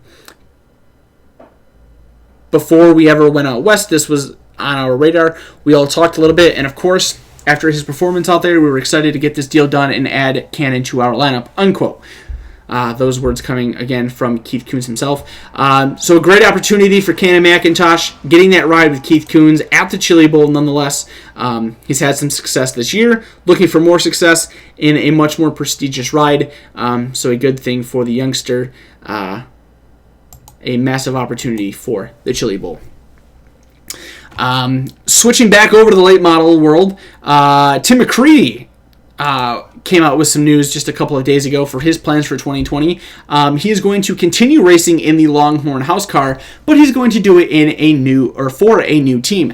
This article from RaceProWeekly.com, fresh off a strong runner-up finish in the final 2019 version of the Lucas Oil Late Model Dirt Series point standings, Tim McCreadie announced today, this was 2 days ago, that he will return to the ultra-popular National Touring Series in 2020. However, Tim will aim for the national championship, winning the Longhorn House Car with a new team owned by Donald and Gina Bradsher of Burlington, North Carolina. The new partnership is set to hit the track first in 2020 during Speed Weeks in Georgia and Florida, with Lucas Oil Late Model Dirt Series sanctioned events at Golden Isle Speedway near Brunswick, Georgia, East Bay Raceway Park in Gibsonton, Florida, and All-Tech Raceway in Ellisville, Florida from January 31st to February 9th. Tim said, quote, "First off, I have to thank Ann and Carl Myers, Vic Coffee, and Sweeters Plus for everything they have done for my racing career since 2002. It was a very successful partnership, and we were able to win a lot of big races and championships together. While I still have a great relationship with them, I'm excited about this new chapter in my racing career driving for Donald and Gina," unquote. Quote, "They are both great people and do things in a first-class manner. As a driver, all you can ask for is to have the equipment, the manpower, and the resources available to compete at the highest level possible, and there is no doubt that the Bradshers are putting together that caliber of a team. I'm ready to get back to racing, and hopefully it will be a big year for us in 2020, unquote. That also coming from Tim McCreadie. So good news for all of us New Yorkers. He gets a great following from the New York race fans. Seeing that he's from Watertown.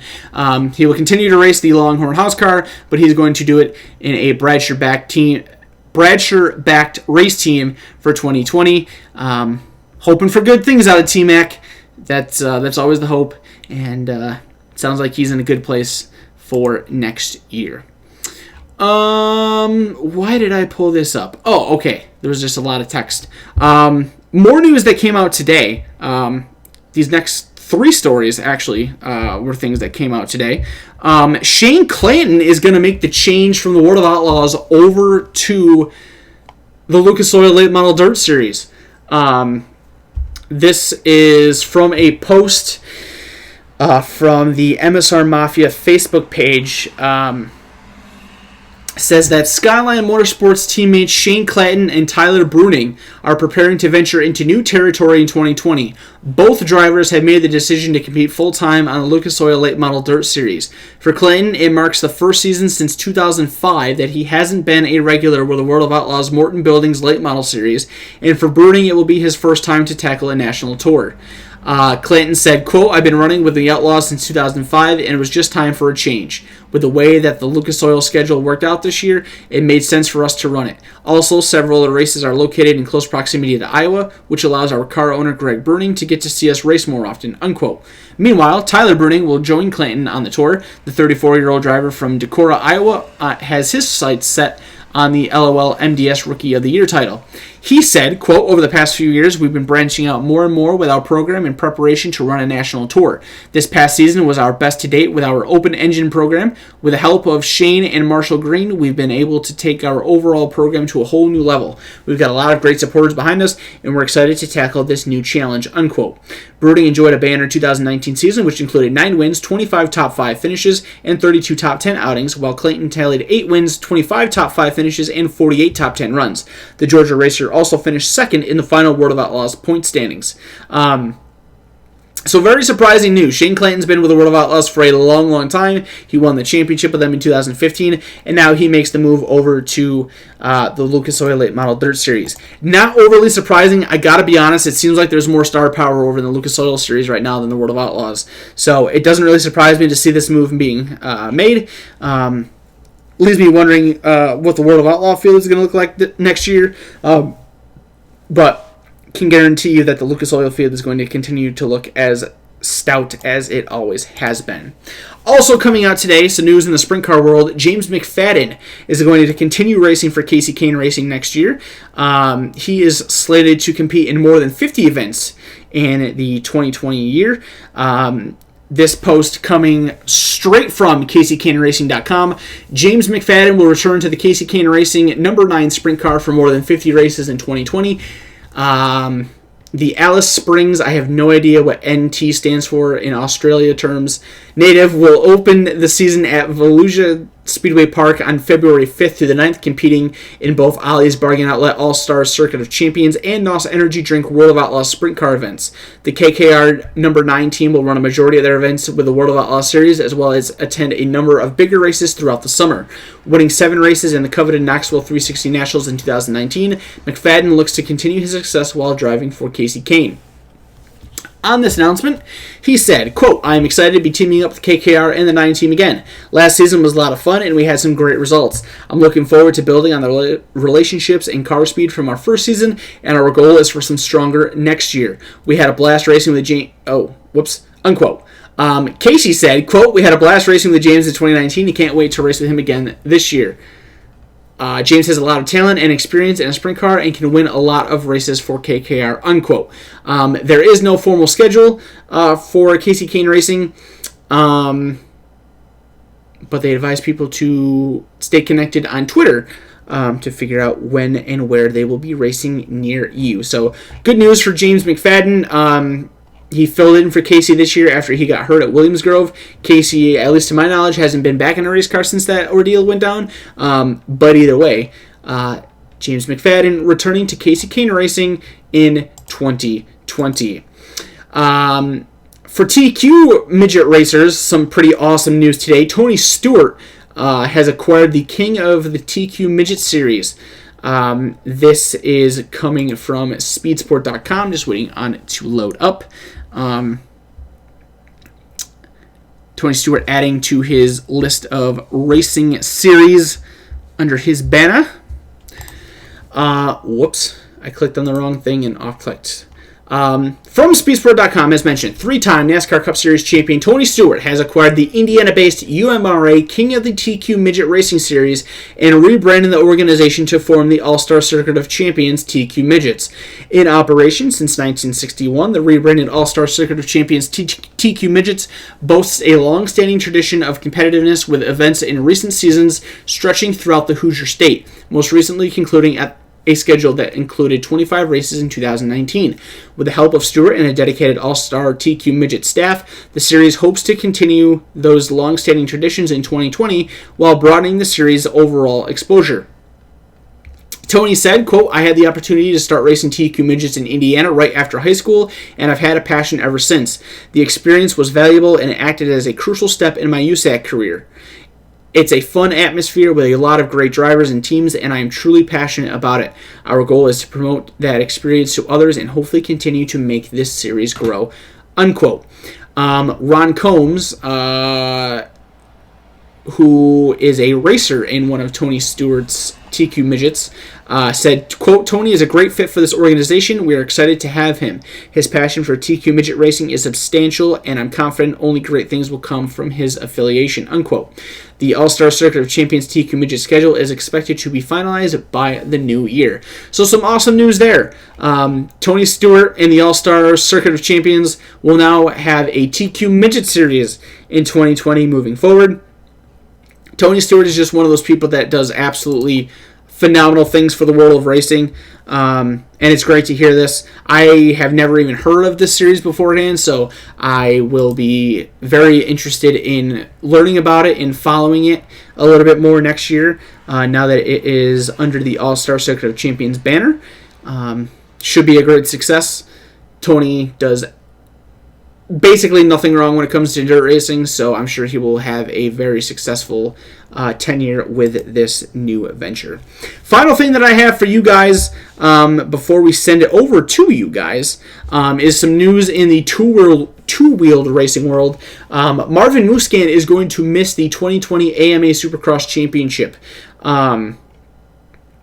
This is an article that was posted by VitalMX.com. The Red Bull KTM factory racing team regretfully announces that Marvin Musquin has sustained a leg injury that required surgery, and he will miss the entire 2020 AMA Supercross Championship. Musquin injured his knee when he cased a jump at KTM's test track facility in Corona, California, while preparing for the upcoming Supercross season. He returned to France this week and successfully underwent surgery to repair his left knee and will now concentrate on intense therapy to properly heal over the next few months. Musquin said, quote, "It's tough to share this disappointing news. I was really happy to be back on the bike riding after being injured at the end of the motocross season and starting to train for Supercross. Unfortunately, I had an incident at the KTM test track and ultimately overjumped a jump that had a very big impact on my legs when I landed, injuring my left knee. I had it evaluated by several doctors, and it was determined that my knee required surgery. It's devastating news to me as I was really looking forward to racing Supercross, but I will take the time needed to recover properly, with my main focus being to return when I am strong enough to win races," unquote. Red Bull KTM team manager Ian Harrison said, quote, "We want Marvin to take the time he needs to fully recover. He is a big part of our program, and we have a good working relationship, so we understand how disappointing this is for him and the whole team. We are here to support him and look forward to him making a return to racing when he is 100% ready," unquote. So some very disappointing news for Marvin and that entire team and his fans. I particularly am not a fan of Marvin, but obviously this is news that you don't want to hear. It's a shame that he's going to miss this season. He's obviously a very key component into that series and the competition in that series, so it will definitely be missed without him there. But obviously his health has to come first. Unfortunate incident, but hopefully he'll be able to return back for the motocross season once that starts up in the spring. So that's all that I got, guys. I see that we've already kind of got it started going as is. So for those of you that are hanging out right now, that are watching, the time has come for you to present whatever you would like discussed on the final portion of this show. Anything that you have for me, stories that we haven't talked about yet, things that are going on in your racing world, whether you're a spectator or a racer, any questions that you have for me, whatever it may be, lay it on me. The time is yours to interact and have an impact on this show. As always, please continue to share and do all the things that you guys do. We finally had a positive review come in our Facebook group this past week, so that was extremely cool to see.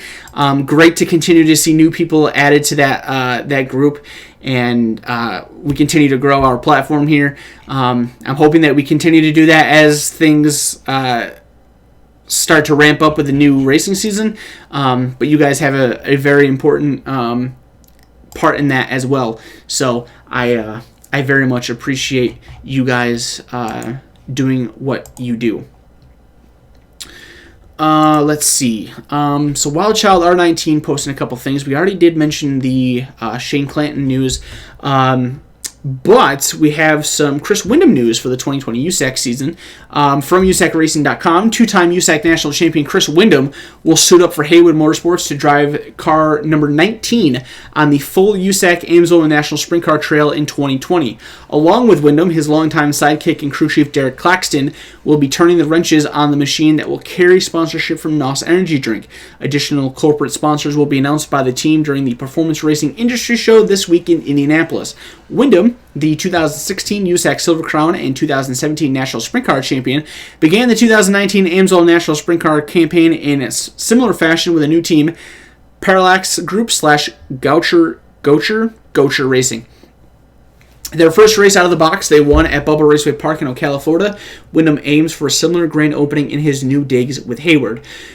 He said, quote, "It came together, I guess you could say, last minute. It was Sunday night on Thanksgiving weekend that he gave me a call and we chatted for a while. I was at a point right now to where I was unsure with what I had for a sprint car deal next year. I could have stayed with the same deal, but all the logistics weren't really put together yet. Brody called me and basically offered me the full-time deal to bring Derek along full-time as well. That was something I couldn't really turn down. I know they wanted to run a top-notch situation over there too. I think it's going to be a good deal," unquote. The Canton, Illinois native, who now resides in St. Louis, Missouri, is the owner of 25 career USAC Amsoil National Sprint Car feature victories, tied for 21st all-time with Steve Butler and Jay Drake. In 2019, with Parallax Goucher, Windham notched 4 victories, 22 top 5s, and 29 top 10s in 34 starts. Ironically, in last year's season debut victory, Windham passed the Hayward Motorsports car driven by Kevin Thomas Jr. on the final lap to score the win. Windham gained additional victories at Granite City, Illinois, Kokomo, Indiana, and Gas City, Indiana, to round out a year that saw him finish 6th in the final standings. So some awesome news there for Chris Windham. He has a deal set up for the 2020 USAC season. Going to be moving teams, but with the success that he has had in his career with USAC Racing, I'm sure that's not much of a concern for him at all. Chris is a great staple in the USAC world, non-wing sprint car racing world, so it's great to have him back in the series for another year, and it'll be fun to see what he can do with his new team.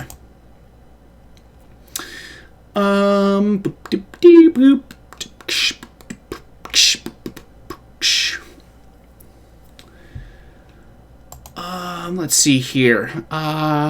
Continuing with USAC Racing news from Wild Child, Tanner Carrick has landed himself a ride for the 2020 Midget season. Tanner Carrick, who this past year became one of the USAC NOS Energy Drink National Midget Division's first 5-time winners, has found a new home with Petrie Motorsports to chase a USAC Midget Championship in 2020. The 17-year-old Carrick of Lincoln, California, will join the Petrie Motorsports team after spending the past 3 seasons behind the wheel for Keith Kunz Motorsports / Bagajanian, for whom he captured 2017 USAC National Midget Rookie of the Year honors, as well as his first Career Series victory in July of 2019 at Missouri's Sweet Springs Motorsports Complex. Major strides were made during Carrick's 2019 season, where he garnered career highs in top 5s and top 10s, 6 top 5s, 18 top 10s, while making all 31 feature events. Carrick aims to take his game to another level in 2020 with a team that itself won twice this past year in the series with driver Kevin Thomas Jr. Carrick said, quote, "I'm super excited. How it all sounds, and from everything I've watched them do, it seems like it's going to be a better fit for me. I feel like it'll be really good starting out with something new and starting out fresh for a new season and getting the opportunity to work with Kevin Thomas Jr., Jerry Kunz Jr., and Scott Petrie." Unquote. Carrick's initial plans for 2020 were to head back to the West Coast for a schedule made up primarily of sprint car races near his California home. However, a deal was worked out between he and team owner Scott Petrie for Carrick to join a surging team that also features Thomas and Kunz, the former of which won in 2019 at Kokomo Speedway and Arizona Speedway in Santan Valley, while Kunz is a USAC Triple Crown champion. Petrie said, quote, "Tanner is a young gun with a lot of talent. Obviously, he proved a lot with Keith. He really came on at the end of the year. It's a perfect opportunity for us to bring in the young kid with talent that we've always wanted, with a couple of veterans that we know can help mentor and coach the younger kids. That's been a goal from day one to bring in young talent and help build them up," unquote. So great news for Tanner Carrick, another driver that is leaving Keith Kunz Motorsports to go somewhere else. So kind of surprising in that aspect. But a great deal for Tanner. coming onto the midget scene quite nicely and looking to continue to add to his success next year.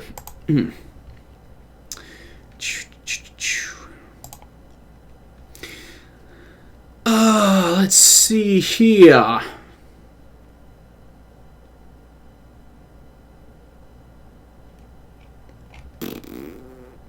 Guess a little statistic here about Red Farmer. He did not race in this year's Snowball Derby, but he has raced 32 times in the Snowball Derby. That's got to be a record.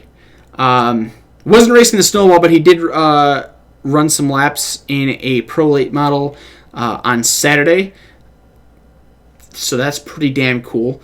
87-year-old Red Farmer. I want to be Red Farmer when I grow up. I want to still be racing race cars at 87 years old. That would be fantastic. Red Farmer, that's just a great story to always hear about. No matter what he does, it's great to hear that he's still racing. It's awesome. That's so cool. He's probably going to race until the day that he dies, without a doubt. It's just, that's awesome. That's absolutely awesome.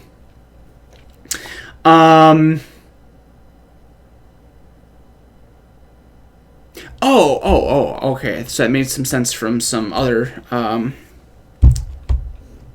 things that I saw. So I did go through a rundown earlier of the Snowball Derby results, but we'll run through them again now that I have a more concrete listing of the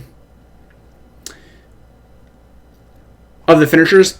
So Stephen Nasse did pick up the win. Travis Braden second. It was Jake Garcia who finished in third, who somebody had said is a 14 years old finishing third in the Snowball Derby.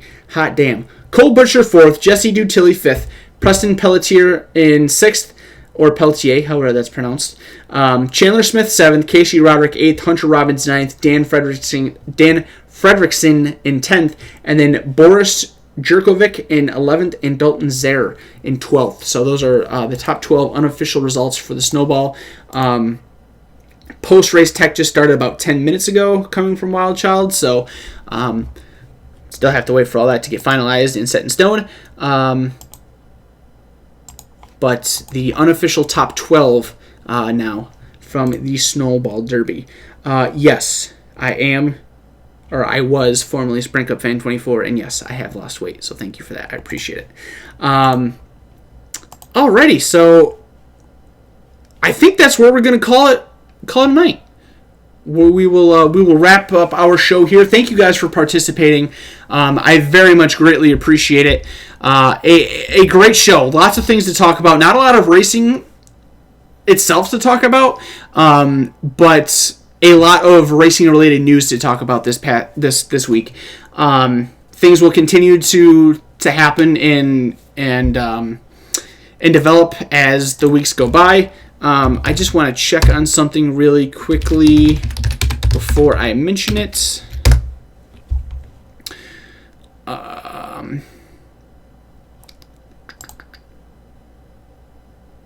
Okay, yes. So, the only thing that I really know of that's going on this week is that Extreme Dirt Car Series race that's happening on Sunday. Besides that, I really don't know what's going on in the racing world this upcoming week. I'm sure we'll find something as the week gets closer to talk about next week. I know next weekend is the 3rd annual Gateway Dirt Nationals. So, of course, we'll have a lot to talk about on that show in 2 shows. Then after that, I don't really know if there's anything going on the last weekend of the year. And then, so one racing event that we at least know of this weekend. Then you have the Gateway Dirt Nationals, possibly a silent weekend, and then we'll have the first week of the new year where I'll be doing stuff. So we'll survive, all right?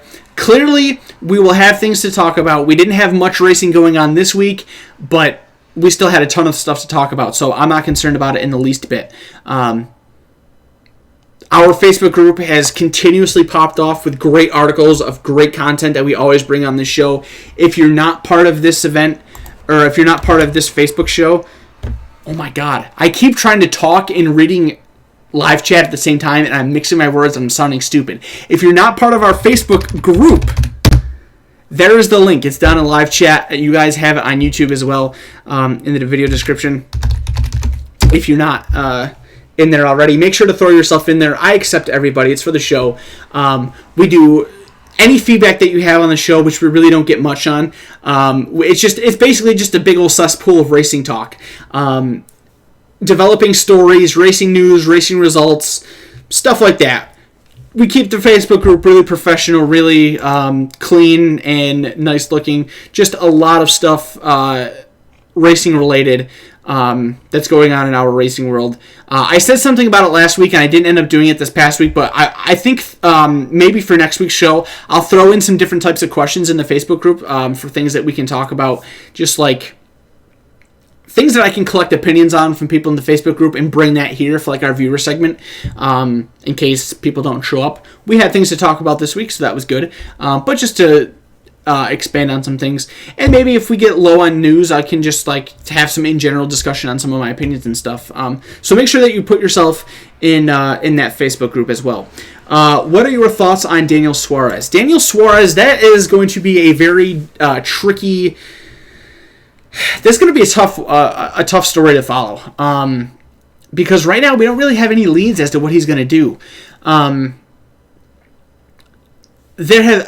think there's been some rumors that, like some slight rumors that maybe he's been talking with Richard Childress.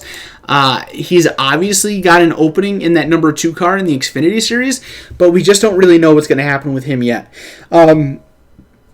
It's a shame to see him lose a ride and be stuck on the outside like this, but let's not forget, he was kind of brought up into the Cup Series faster than what he was expected to. He replaced Carl Edwards when he made his surprise retirement from the sport. He wasn't supposed to go to Cup that year. He was still going to race in the Xfinity Series even after winning his championship. I'm not to say that he's had an absolutely awful Cup career, because he hasn't. He's had some good finishes. He hasn't won a race yet. He has yet to make the playoffs. But he's struggled. And that probably has at least something to do with why he's out of a ride right now. Hopefully he finds something. I do think that he is a talented enough driver to be in the sport. Whether it's in the Cup Series or not doesn't really make a difference to me. But I absolutely think that he is deserving of a place in the sport. And has the talent to be in the sport. So hopefully we are able to learn something about him soon. It would be a shame if he just kind of falls off the NASCAR world and doesn't end up landing a ride, but it's an extremely competitive world out there right now. We absolutely have more drivers than we have cars to fill, or cars to put those drivers in. So it's going to be tough to see what happens with Daniel, but I hope he does stick around, because I think he's somebody that deserves to be around. We'll have a lot of news for next week's show. PRI over in Indy is this weekend. Oh, yeah, that's right. Performance Racing Industry Show in Indianapolis is this upcoming weekend. That usually always produces a lot of news. So that will absolutely benefit us for next Monday for sure. So yeah, I put those links down in the bottom of the live chat. If you're not subscribed to our YouTube channel or a part of our Facebook group, make sure to do that and continue to share this stuff around. We usually don't have a lot of people tuning into the live show. Could be a lot of reasons for that. I'm not worried about it. The live show is literally just to do it, just to have people to talk to for the live segment. But I want to continue to grow this and continue to make this more popular in a prominent place in the racing world. Cater to as many markets as I can. I know I have a lot of things to do to make that happen as well. And hopefully I will be able to do that once the racing season starts kicking around again. But I'm looking forward to having this show as part of the racing world. When things get really busy and crazy, and I'm going this, there, and the other place for races, it should be a lot of fun. Started to have a little bit of that at the end of this year, but we'll really ramp up moving into next year and really, really enjoy that for sure. So thank you for those of you that are tuning in live. I appreciate it. Thank you for those of you who are watching on YouTube. I also appreciate you very much. If you are not watching on YouTube, make sure to do so in case you missed any part of the show, or if you want to catch up on old shows, whatever it may be. If you're only watching on YouTube and you're able to tune in on a Monday night, come join us. Every Monday night, 8 p.m. Eastern Daylight Time, or Eastern Standard Time now, is when we are live. We will be back here next Monday night on the 16th to talk more racing. We'll have plenty of stuff to talk about in the group like we always do, so make sure to get yourself in there. Spread the word, do your thing. Have a great week. Have a great weekend. If you can find racing to enjoy, make sure to do it. I know it's tough at this time of the year, but I'm a firm believer that racing is a year-round sport. You just have to know where to find it. So I'm sure there's a Speed Shift broadcast or something going on. There will be a lot of post-race news and stuff to talk about with the Snowball Derby just wrapping up a couple hours ago. So it should be good. Should be a good week, as it usually is. There's usually always stuff coming out. Like just today, the Cole Peru news literally dropped today. The Shane Clanton news, it dropped today. There will be stuff to talk about next week. And if you find something that's worthy of talking about, put it in our Facebook group. Help me out. Thank you guys for tuning in. Thank you for watching. Spread the word. Have a great week. Have a great weekend. Find some racing to enjoy. And we will see you right back here next Monday night for another edition of the Chasing the Racing podcast. We'll see you then.